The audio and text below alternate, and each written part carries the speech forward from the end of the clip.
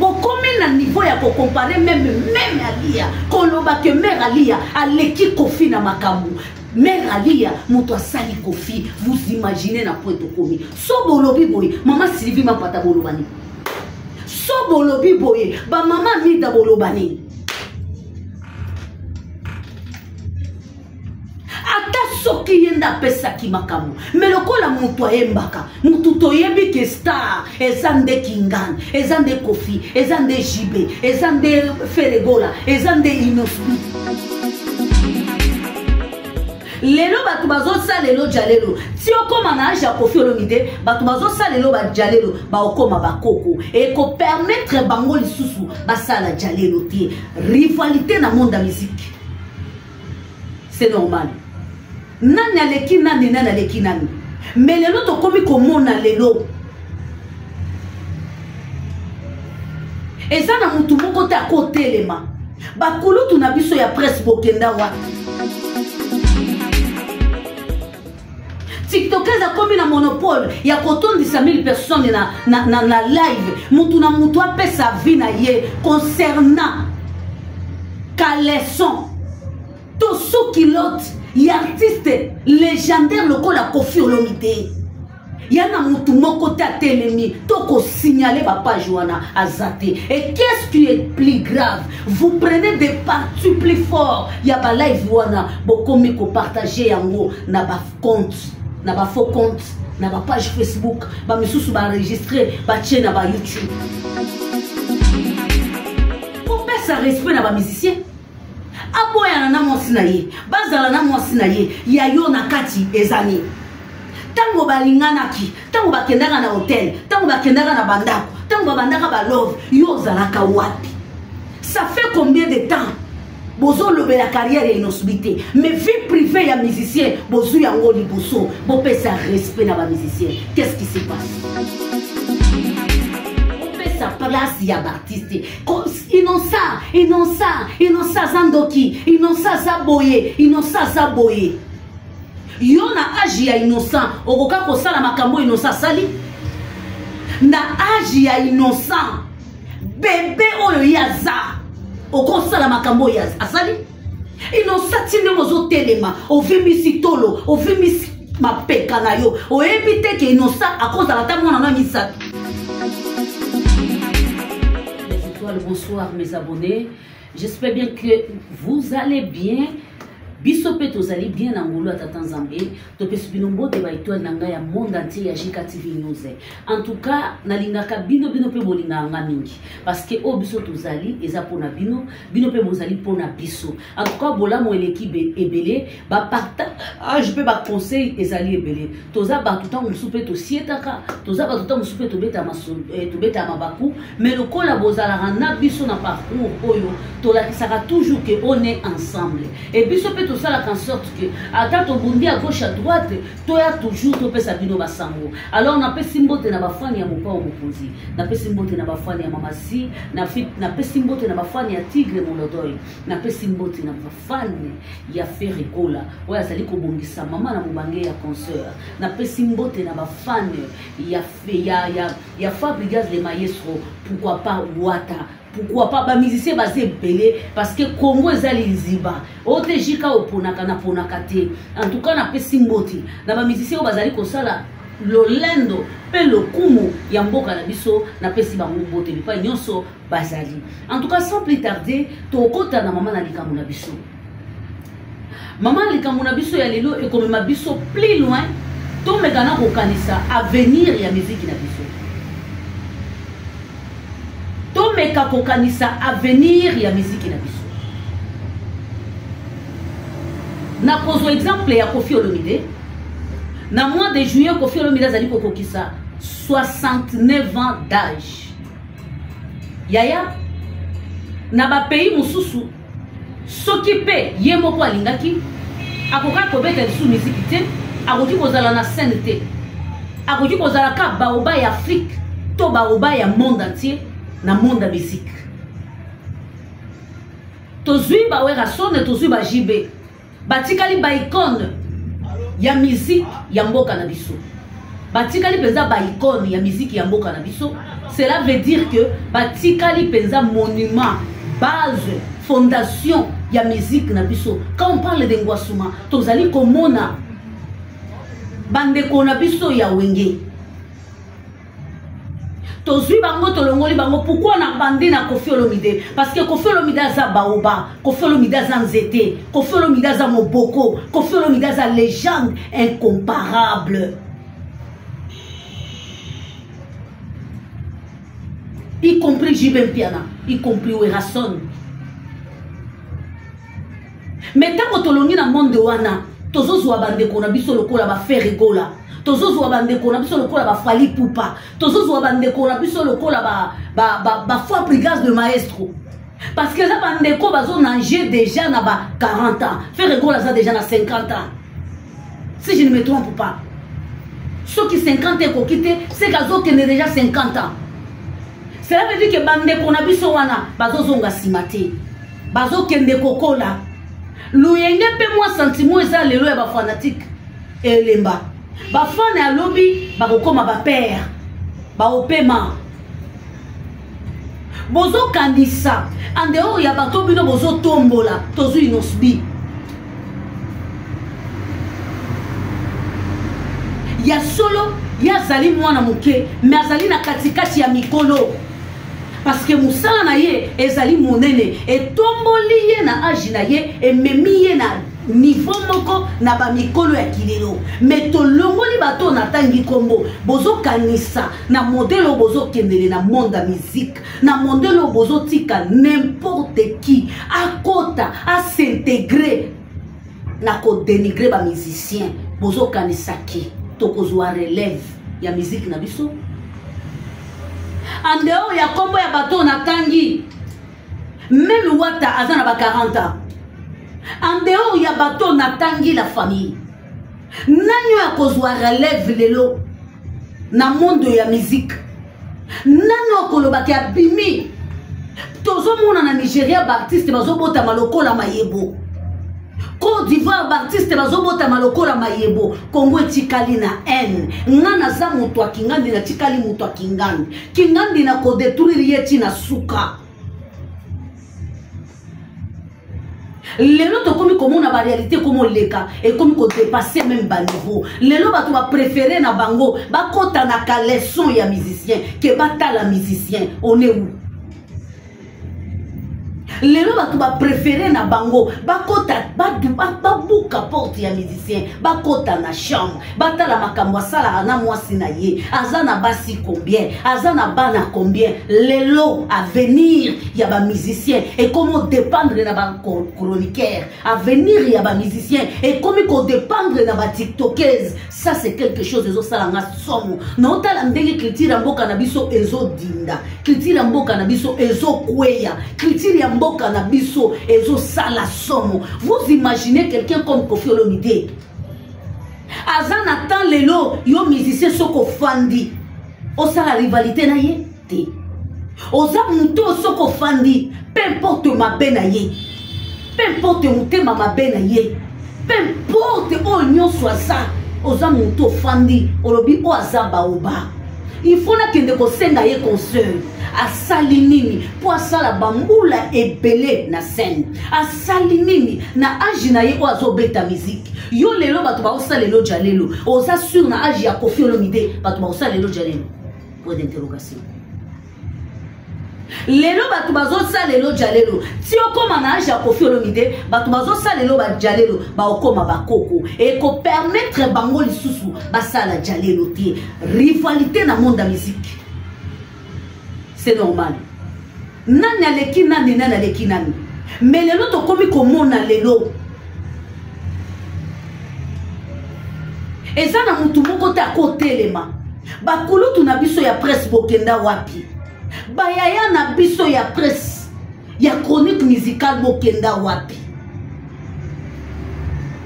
Bandeko babanda ko défendre critique na biso na télévision bokenda wapi. On dirait bolali ba pongi, on dirait bozana bino ba complice, bozo accepter critique na biso ekweya na intérêt ya ba tiktokeuse, na intérêt ya ba youtubeuse, les lobo accepter que musique na biso la na se.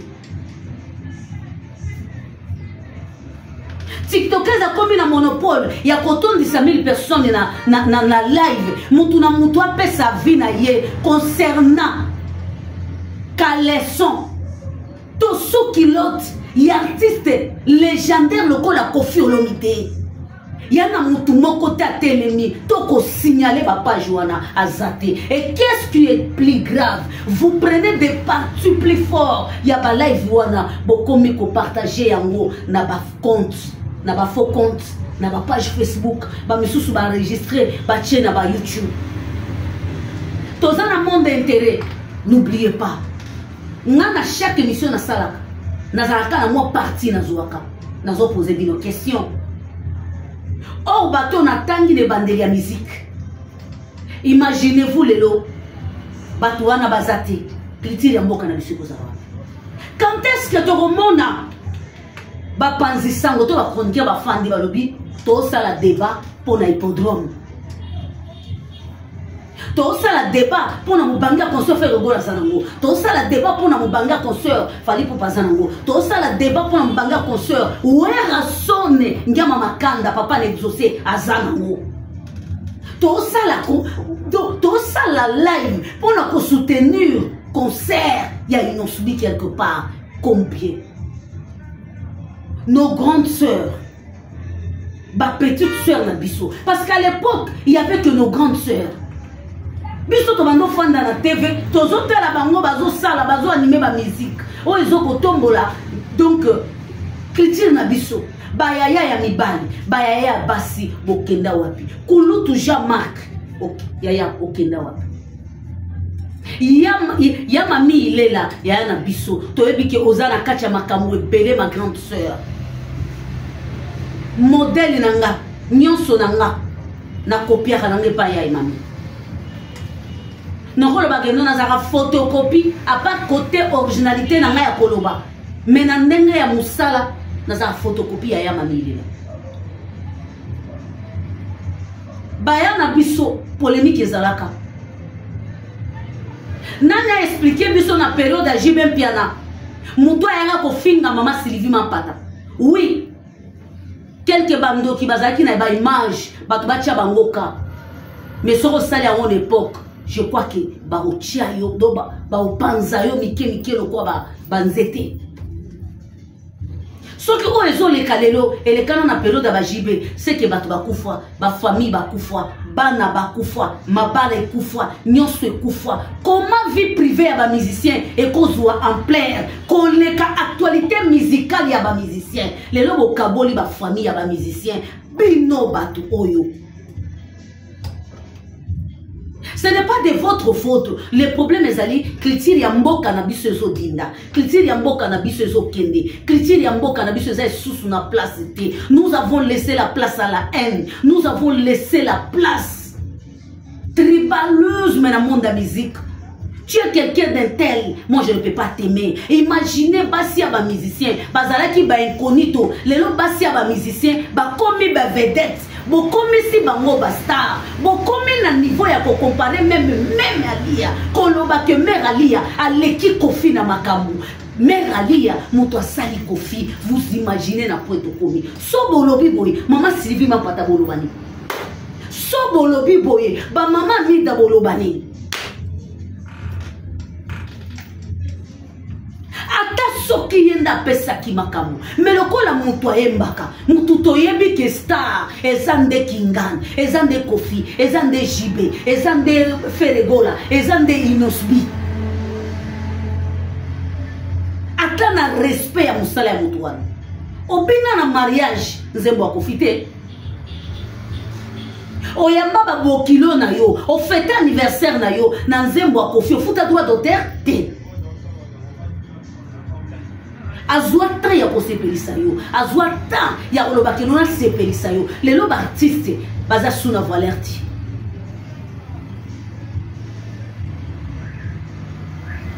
ba artiste baza suna valerti parce que presse et permettre les yango presse et permettre les artistes bazala na valerti. La famille même en politique c'est comme ça, ne nous jugez pas. Tu es des Tshisekedi, tu es des Tshisekedi. Tshisekedi asala malamu, asala mabe, pour toi c'est bien.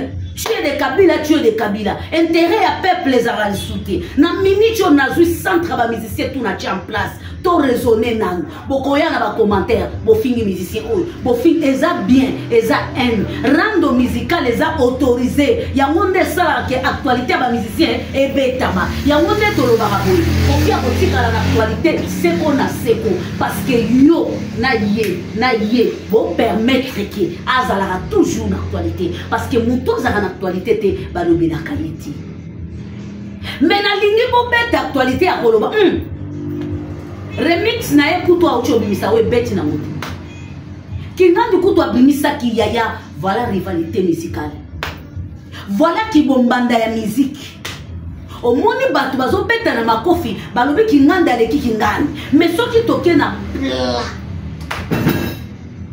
o balobaka ke non to respecter droit d'aînesse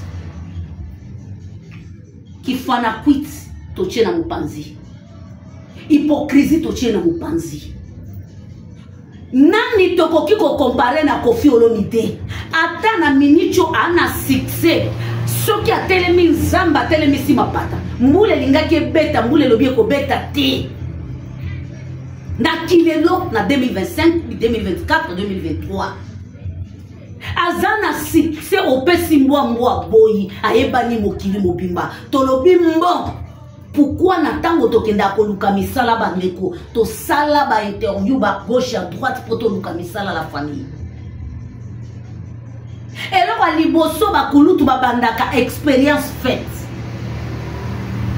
mais bayebi ke na uti tout droit na stage bayebi ke na uti tout droit na ndako expérience faite bato bazo beta tolo bangonde bakomi batata nzambe ya culture ya mboka na biso eza na kilelo tozongi na kikala to konte na kikala tozongi pe na kilelo parce que Kofi azali ko konte na kikala pas azali ko konte na lelo nyoka longo azali wapi vie bozi na azali wapi wazekwa azali wapi batu ya génération ya Kofi Olomide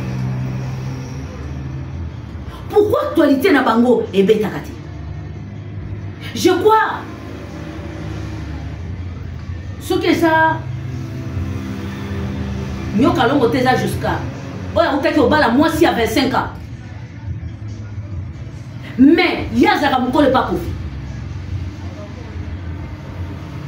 qui a parlé de ça qui a discuté sur ça personne pourquoi parce que vous avez trouvé que votre intérêt n'est pas dedans.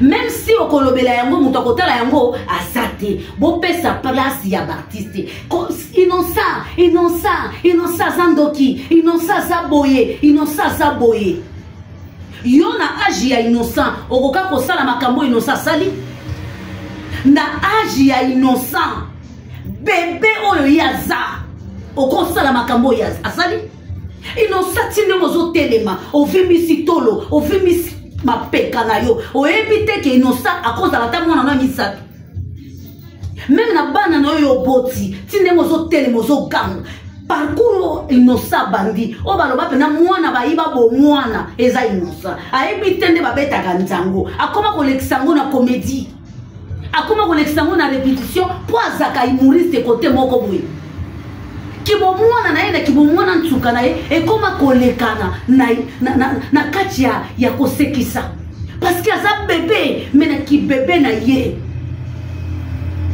aza ko raisonner koleka mikolo innocent s'imposa abima na niveau national akota na niveau international si le lokota bien ennemi na bato mususu bakanisa ke à part bango na niveau international bato mususu bakokota te bon pesa respect na ba musicien aboya na mwasi na ye bazala na mwasi na ye ya yo na kati ezani tango balinganaki tango bakendaka na hotel tango bakendaka na bandako tango babandaka ba love yo zalaka wapi ça fait combien de temps bozo lobe la carrière ya inosobité mais vie privée ya musicien bozo yango liboso bo pesa respect na ba musicien qu'est-ce qui se passe on est où? Nous sommes fatigués. Ça là c'est trop. Et quand je dis là, nazo longo la Kofi na molongo ya batu nyoso na tangi kombo, kolongo la mutu te kobanda na vie Oscar kobanda nyoka longo na kiti na papa na biso écrivain na kiti parce que bato génération na bango wana maman na biso biliabel kobanda na bango nyonso muto ya kokotele mata na mutu ya suki ya kofi azate musicalement parlant azate carrière azate niveau ya banzembo azate balbum réalisé azate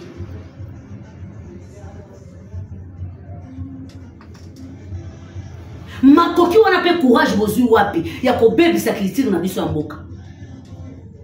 C'est normal soto moni na ngambo kofi ko tukeleki ko fingeleki ba compleleki mabeleki bato ba ya koloba bokomi komema ba musicien lokola biloko bandeko qu'est-ce qui se passe bo pesa ta place bo pesa ta respect ya moke na ba musicien parce que ça n'est trop makambo na ete soki na koloba ngondeni si je nanga il y a ces menottes au coupable. Là, il veut qu'on la lobby la famille. Que Dieu nous donne la force de qu'on a la life. Là, il veut qu'on a la combo ya batouti. Là, il veut qu'on a pour défendre batouti. Là, il veut qu'on a pour défendre les critères en boka na biso. On en est où la famille? Nous sommes fatigués. Ce qu'on couti batou na ba panel na TikTok, c'est pour parler seulement. Il y a ba caleçon, il y a ba musicien. Débat ya ba musique nani oya salaki na ucho mona nani Fabrigaz etaliote yaya tango zoyo ka générique wana ozoyo ka ngoni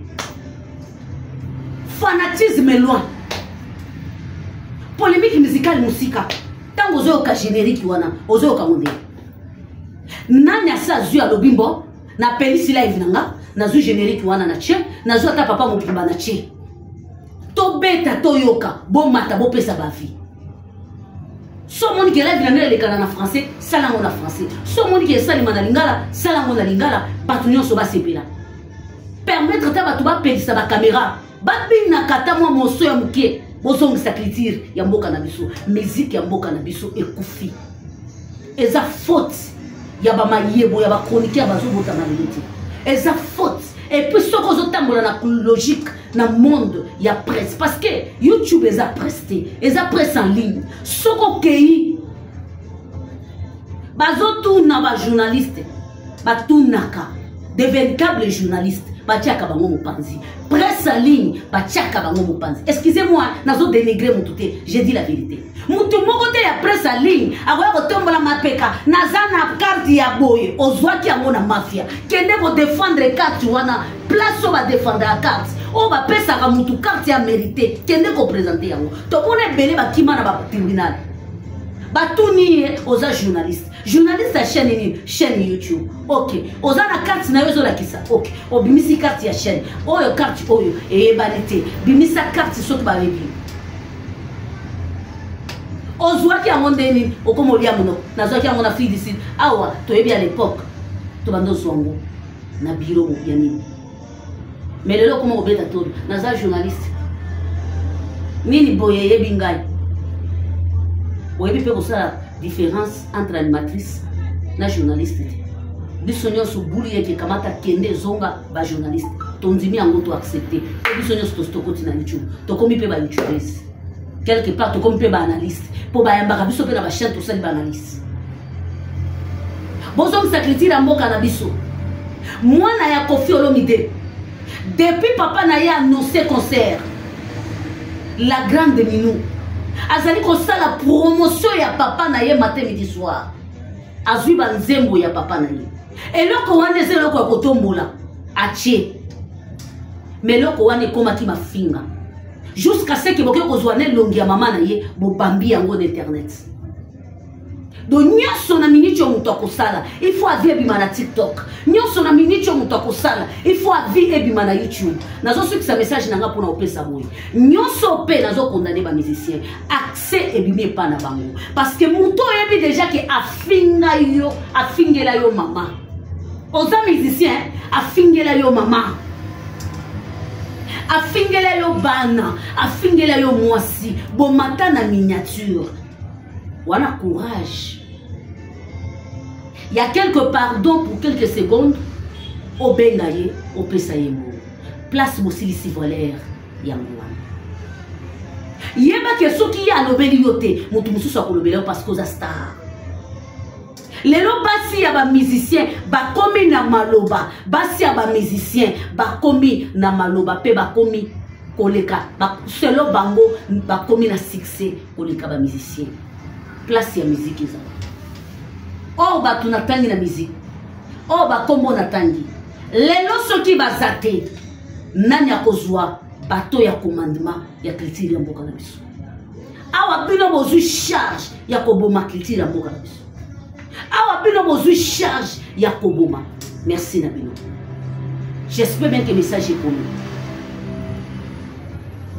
j'espère bien que le message est connu ezosala somo mpe ezobangisa komona moto afandeli vie ya musicien privé lokola vie ya ndako na ye ezosila te nayebisaki bino jour wana ntango mama bobeta yambaki nga napesi balégendaire nyonso mbote nalobaki toza na trois sortes ya ba soi-disant bato balobaka na media